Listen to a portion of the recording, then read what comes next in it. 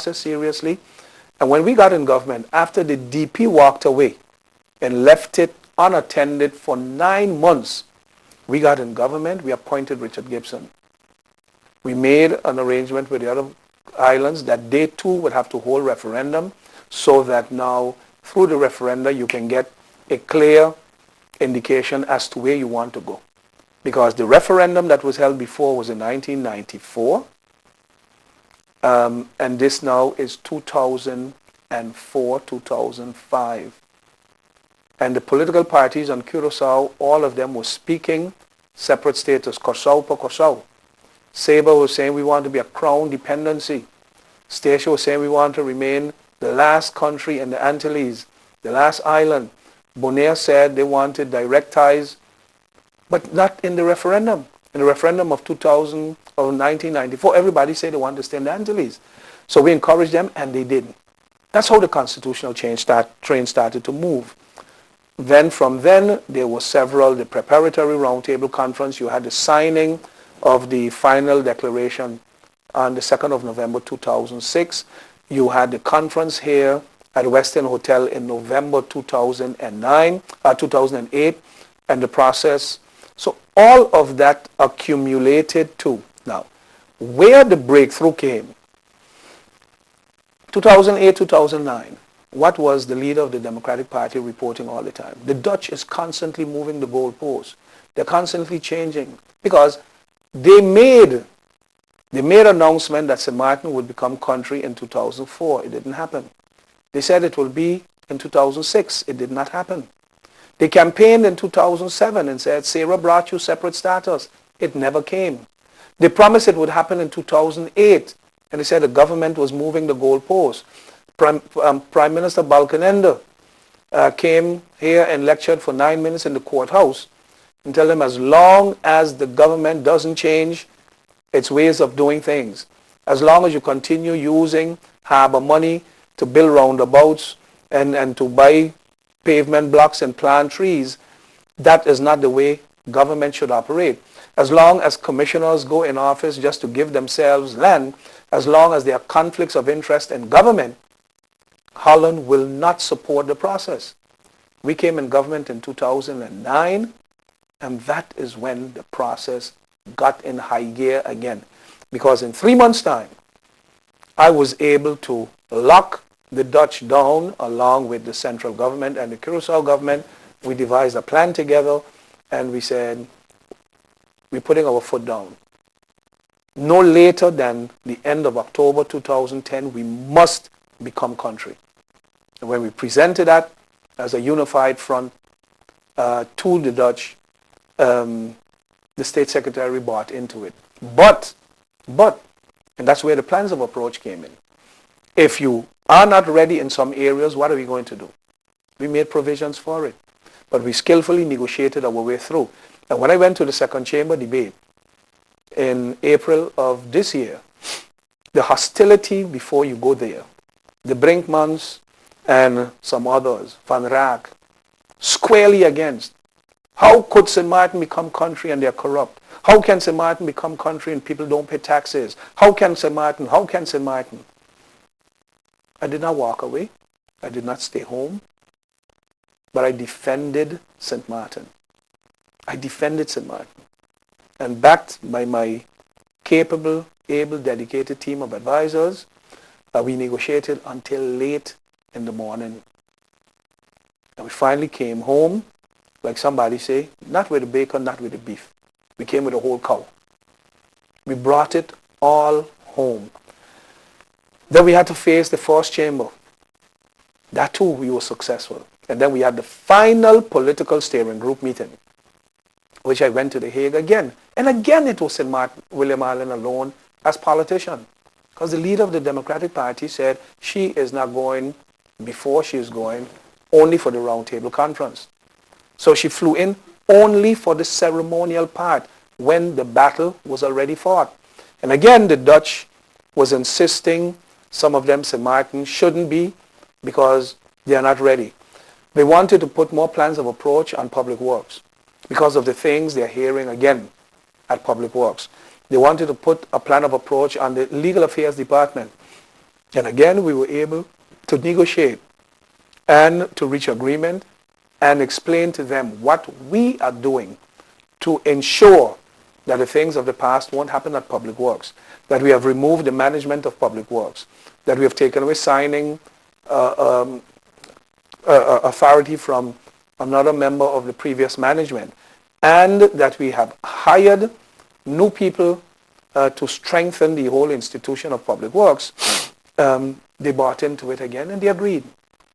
And the second chamber was convinced that St. Martin had done sufficient work over the past year to move from no, we are not in favor of St. Martin becoming country, to a vast majority saying, yes, we are in favor. So the roundtable conference was the crowning of it all. And I'm happy. I'm happy that there is no more negotiation. Are we at the end of the road? No. Because serious and hard work begins. And that is why I say it is important that when we become country, that we entrust the management of this island in capable hands. We put people there, or better I should say, we keep a party in government that is committed to this process, that is knowledgeable of the process. You don't, Winair can't buy a 747 and do not retrain their pilots and expect the same pilots who fly the Twin Otters to fly the 747. The country, St. Martin, is going to be different. And we need people in this stage of the game. And I'm not saying the National Alliance is the only party who should ever get an opportunity to run St. Martin. I'm saying no. You need leadership that you can trust, leadership you can depend on, leadership that you know will be there, leadership that can keep their team together to lead this young baby, this young nation, St. Martin, and nurture it into a growing country, a strong country. And yes, therefore, I believe the voters of St. Martin will make that smart choice, will make that sound judgment and that sound decision. Forget about what some of them promise you. Forget about a laptop they promise you. Forget about they give you a laptop, take it.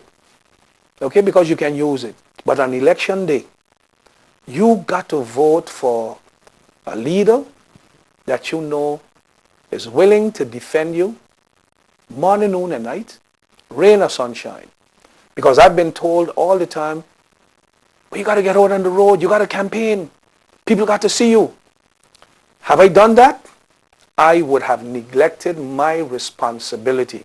This last week for the Roundtable Conference, I could have done like Sarah also and don't go until the day of the Roundtable Conference. But then who would have defended St. Martin? We would have had more plans of approach and probably would have had the Dutch saying, oh, they're not interested. They're not even interested. So why should we show interest in them?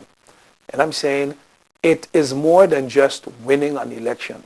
It is winning the confidence of the people of St. Martin that you are willing to defend them rain or sunshine, morning, noon, and night, election or no election. All the way. William is taking us all the way to country St. Martin. All of this year, the NA leader has been unwavering in the mission for country St. Martin. When the country process was under threat, William Marlin negotiated a date, 10-10-10. When others said 10-10-10 could not happen, William Marlin boarded KLM and fought in Holland for his people. When Holland said no, William Marlin fought in the second chamber in The Hague and got the Kingdom Consensus laws approved. Had it not been for William Marlin's unwavering work and his love for his people, St. Martin would not now be thinking 10-10-10. That's why we must vote for William Marlin on September 17th. Let's go all the way with William. He's gone all the way for all of us.